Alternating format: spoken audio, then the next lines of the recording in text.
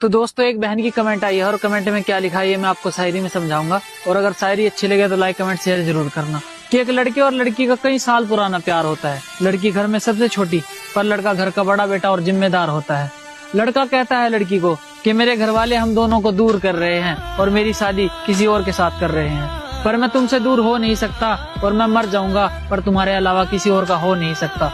लड़की कहती है चुप हो जाओ, दोबारा ऐसी बात मत कहना, और तुम्हारी शादी जिस मर्जी से हो मैं तुम्हारी हूँ और तुम भी हमेशा मेरे ही रहना। ये बात बोलकर लड़की लड़के को चुप करा देती है और उसे रिश्ते के लिए हाँ करवा देती है। लड़की कहती है कि मैं समझती हूँ मेरी जान कि तुम भी मजबूर हो, नहीं तो ये जिंदगी हम दोनों को मिला देती, और मैं भी अपने घर वालों की इज्जत की परवाह करती हूँ, नहीं तो तुम्हारे एक कहने पर सब कुछ छोड़कर आ जाती। अब लड़के की शादी वाला दिन आता है। लड़का बारात लेकर पहुँच जाता है। ढोल नगाड़े और साथ में पटाखों की भी आवाज होती है। लड़का चढ़ा होता है घोड़ी पर। अब लड़की की लड़के से वीडियो कॉल पर आखिरी बार बात होती है। लड़की बाहर से खुश पर अंदर ही अंदर रोती है और दोनों कुछ बोल नहीं पाते, पर उनकी बात बहुत देर तक होती है। इसके बाद लड़की लड़के से हमेशा के लिए दूर हो जाती है। और इस बार तो लड़की भी सही थी और लड़का भी, पर इन दोनों की कहानी घर वालों की इज्जत की वजह से अधूरी रह जाती है।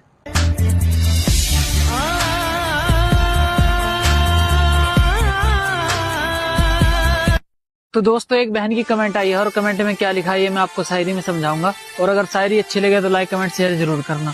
कि एक लड़के और लड़की का कई साल पुराना प्यार होता है। लड़की घर में सबसे छोटी पर लड़का घर का बड़ा बेटा और जिम्मेदार होता है। लड़का कहता है लड़की को कि मेरे घर वाले हम दोनों को दूर कर रहे हैं और मेरी शादी किसी और के साथ कर रहे हैं, पर मैं तुमसे दूर हो नहीं सकता और मैं मर जाऊंगा पर तुम्हारे अलावा किसी और का हो नहीं सकता। लड़की कहती है चुप हो जाओ, दोबारा ऐसी बात मत कहना, और तुम्हारी शादी जिस मर्जी से हो मैं तुम्हारी हूँ और तुम भी हमेशा मेरे ही रहना। ये बात बोलकर लड़की लड़के को चुप करा देती है और उसे रिश्ते के लिए हाँ करवा देती है। लड़की कहती है कि मैं समझती हूँ मेरी जान कि तुम भी मजबूर हो, नहीं तो ये जिंदगी हम दोनों को मिला देती, और मैं भी अपने घर वालों की इज्जत की परवाह करती हूँ, नहीं तो तुम्हारे एक कहने पर सब कुछ छोड़कर आ जाती।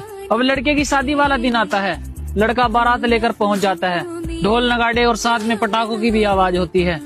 लड़का चढ़ा होता है घोड़ी पर। अब लड़की की लड़के से वीडियो कॉल पर आखिरी बार बात होती है। लड़की बाहर से खुश पर अंदर ही अंदर रोती है और दोनों कुछ बोल नहीं पाते, पर उनकी बात बहुत देर तक होती है।